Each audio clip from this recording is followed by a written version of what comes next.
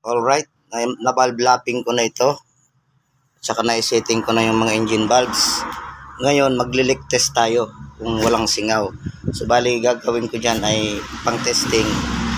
Lalagyan ko ng gasolina.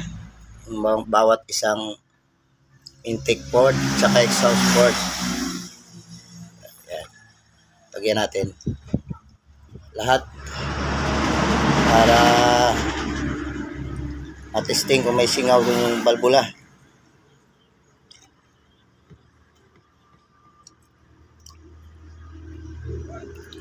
So, ayan.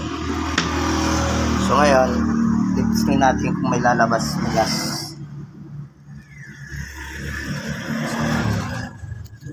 So, wala. Dito. Okay. Walang lusot. Dito, number 2, intake exhaust, walang lusot. Number 3, intake exhaust, wala rin lusot. Number 4, intake exhaust valve, o walang leak. O ibig sabihin, maganda yung pagkaka-grind natin. So, alright yan. Ayan o, gasolina niya. Lahat yan meron. Okay. So, goods na. Thanks for watching.